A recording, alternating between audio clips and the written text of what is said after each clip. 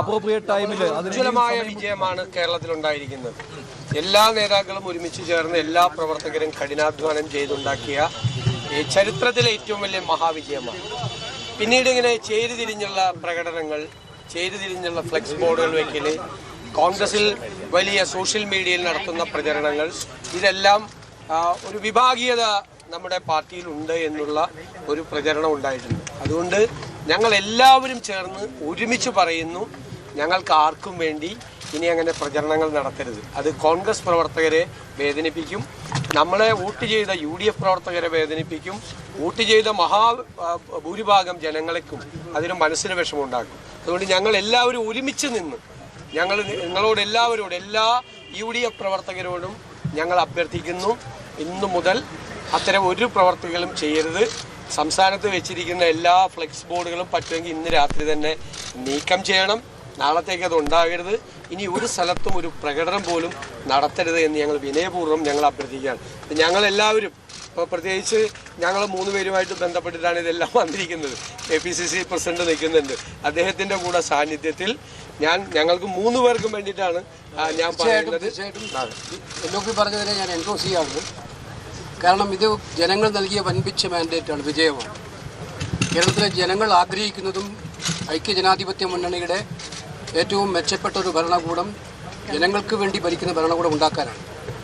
അതിനിടയിൽ നിർഭാഗ്യകരമായ ഒട്ടേറെ സംഭവങ്ങൾ ഉണ്ടായിട്ടുണ്ട്. അതെല്ലാം ഒരു പഴങ്കഥയായി അവസാനിപ്പിച്ചിട്ട് ഞങ്ങളെല്ലാവരും പാർട്ടിക്കാരാണ്. പാർട്ടിയാണ് ഞങ്ങൾക്ക് എല്ലാത്തിനും പരമപ്രധാനം, ജനങ്ങളാണ് പരമപ്രധാനം. അതുകൊണ്ട് ആ തീരുമാനത്തിൻ്റെ വെളിച്ചത്തിൽ ഇന്നിപ്പോൾ ഞങ്ങൾ നേതാക്കന്മാരായിട്ടുള്ള കോൺഗ്രസ് അധ്യക്ഷനും പ്രിയപ്പെട്ട രാഹുൽ ഗാന്ധിയുടെയും തീരുമാനത്തിനനുസരിച്ച് വ്യക്തമായിട്ട് അതനുസരിച്ച് മുന്നോട്ട് പോകാൻ ആഗ്രഹിക്കുന്നവരാണ് ഞങ്ങളെല്ലാവരും. അതുകൊണ്ട് എല്ലാവരും കൂടി ഈ കാര്യത്തിൽ സഹായകരമായ നിലപാട് സ്വീകരിക്കണം. എൻ്റെ പേരിലോ അല്ലെങ്കിൽ രമേശിയുടെ പേരിലോ സതീഷിൻ്റെ പേരിലോ ആരെങ്കിലും വ്യക്തിപരമായിട്ട് ഇഷ്ടപ്പെടുന്നതിനൊന്നും തെറ്റില്ല.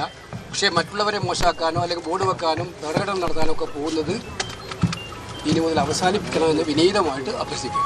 നല്ല ഒരു ചരിത്ര വിജയമാണ് UDFൽ ലഭിച്ചത്. ആ വിജയത്തിൽ കേരളത്തിലെ ജനങ്ങൾ ആഹ്ലാദഭരിതരുമാണ്.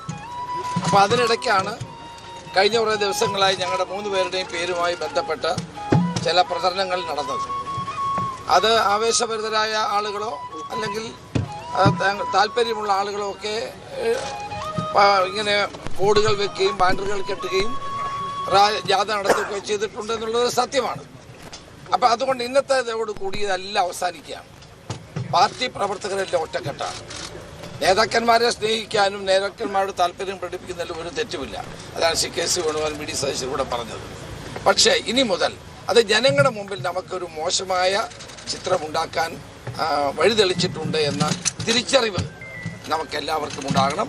എല്ലാ പാർട്ടി പ്രവർത്തകരും നേതാക്കളും ഇന്നു മുതൽ വെച്ചിട്ടുള്ള ബോർഡുകൾ എടുത്തു മാറ്റുകയും അതോടൊപ്പം തന്നെ ചെറുതും വലുതുമായിട്ടുള്ള പ്രകടനങ്ങളോ ജാഥകളോ ഒന്നും നടത്താതിരിക്കുകയും കോൺഗ്രസ് ഹൈക്കമാൻഡ് എടുക്കുന്ന എല്ലാ തീരുമാനത്തോടൊപ്പം ഉറച്ചു നിൽക്കുകയും ചെയ്യണമെന്നാണ് എനിക്ക് അഭിപ്രായപ്പെടാറുള്ളത്. സാർ, മുഖ്യമന്ത്രി എപ്പോൾ പ്രഖ്യാപിക്കും? ഞങ്ങൾ കോൺഗ്രസ് പ്രസിഡന്റും രാഹുൽ ഗാന്ധിയുമായിട്ട് ഞങ്ങളെല്ലാവരും AICC ജനറൽ സെക്രട്ടറിയുടെയും കേരളത്തിൻ്റെ നിരീക്ഷകരുടെയും സാന്നിധ്യത്തിൽ നടത്തിയ ദീർഘമായ ചർച്ചകളെ തുടർന്നുള്ള തീരുമാനങ്ങളാണ് ഇവിടെ ദീപാജിയും അതുപോലെ തന്നെ മറ്റ് നേതാക്കന്മാരും അറിയിച്ചത്.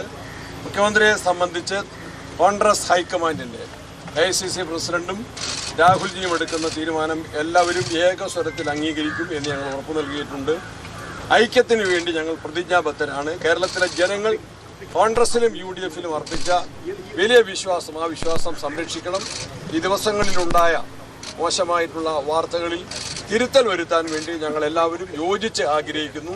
കോൺഗ്രസിൻ്റെ മുഴുവൻ നേതാക്കന്മാരോടും പ്രവർത്തകരോടും അത് ഞങ്ങൾ അഭ്യർത്ഥിക്കുകയാണ്. കേന്ദ്ര നേതൃത്വത്തിന് ഞങ്ങൾ നൽകിയിട്ടുള്ള വ്യക്തമായ ഉറപ്പ് പൂർണ്ണമായിട്ടും പാലിക്കാൻ ഞങ്ങൾ എല്ലാവരും ബാധ്യസ്ഥരാണ്. ഞങ്ങളോട് സഹകരിക്കണമെന്ന് എല്ലാവരോടും അഭ്യർത്ഥിക്കുന്നു. Thank you. ഡൽഹി ചർച്ചയിൽ തീരുമാനമായില്ല.